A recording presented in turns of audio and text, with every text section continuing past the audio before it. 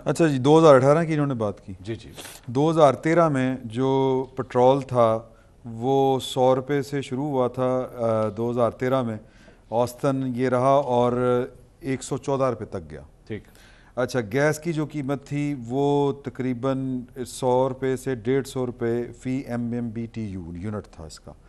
اسی طرح جو ڈالر تھا وہ 97 سے 120 روپے تک گیا تھا 2013 میں.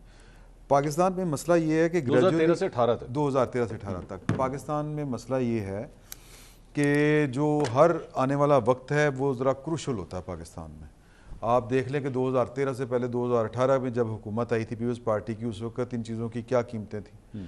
تو وہ جو مہنگائی والا ارشاد بھٹی صاحب کو آپ نے وہ فنامنا بتایا تھا، وہ میرا خیال ہے کہ اس کو سمجھنے کی ضرورت ہے. اور جو رہی بات ہو رہی تھی کہ عاصم منیر صاحب کا ذکر ہو رہا تھا، تو عاصم منیر صاحب کے بارے میں پاکستان تحریک انصاف اور عمران خان صاحب بذات خود کل جو انہوں نے ٹویٹ کیا ہے، اگر کہیں گے تو پڑھ کے بھی بتا دوں گا آپ کو. تو یہ لوگوں کا یہ خیال ہے کہ یہ دونوں کی ٹسل ہے آپس میں.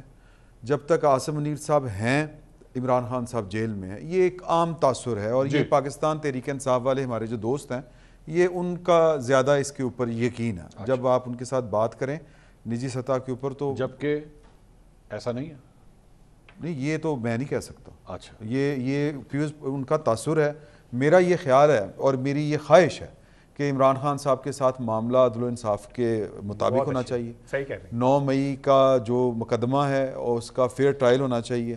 اور دیگر جو ان کے خلاف مقدمات ہیں وہ کسی شخص کی مرضی کے مطابق نہیں ہونے چاہیے، بلکہ وہ آئین اور قانون کے مطابق. کمال کر دیا عمران صاحب. کمال بڑی کیڑی گل ہے. نہیں، بہت اچھی بات کی. میں یقین کرو دل خوش ہوئے. بات چاہ پیا. اچھا، بہت خوشی ہوئی. نہیں، آپ کو کس بات کی خوشی ہوئی؟ نہیں، دیکھیں نا یہ کتنا اچھا ایک جینوئن پاکستانی کا اسٹانس ہے. لیکن کیسا ہونا چاہیے. لیکن اگلا یہ بہت بڑا لیکن ہے، ابھی سنیں آپ. لیکن یہ جو پاکستان تحریک انصاف والوں کے لیے یہ میری آبزرویشن ہے جو میں اب بیان کرنے لگا ہوں کہ کل جو معاہدے کے اوپر دستخط ہوئے ہیں اور پھر وہ جو پرائم منسٹر آفس سے جو اعلامیہ جاری ہوا تھا، اس میں خصوصی ذکر تھا عاصم منیر صاحب کا.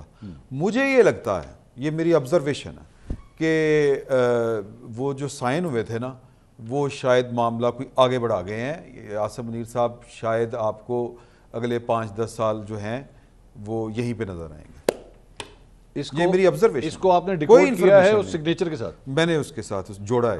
میں آئی وڈ لائک ٹو ضامن کے طور پہ نہیں، میں یہ سننا چاہوں گا یہ ایکسپلینیشن ذرا تھوڑا سا اس کو اگر آپ اور ڈیکوڈ کریں. دیکھیں کہ ہم جیسے لوگوں کو جو کم عقل لوگ ہیں جو سمجھ سکیں. میں ڈرا رہا ہوں رانا صاحب کو. نہیں رانا صاحب کیوں ڈرا رہے؟ نہیں، میں ڈر گیا ہوں.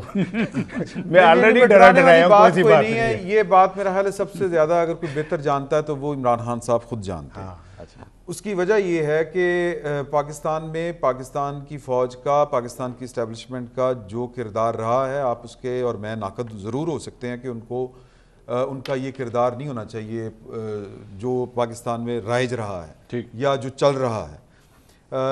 مجھے ایک بہت بڑے ایک افسر نے یہ والی بات بتائی کہ ایک دفعہ پاکستان میں آئے تھے محمد بن سلمان صاحب اور رحیل شریف صاحب سے انہوں نے کوئی ملاقات کی تھی.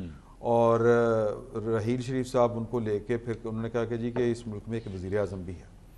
یہ انہوں نے بات کہی تھی.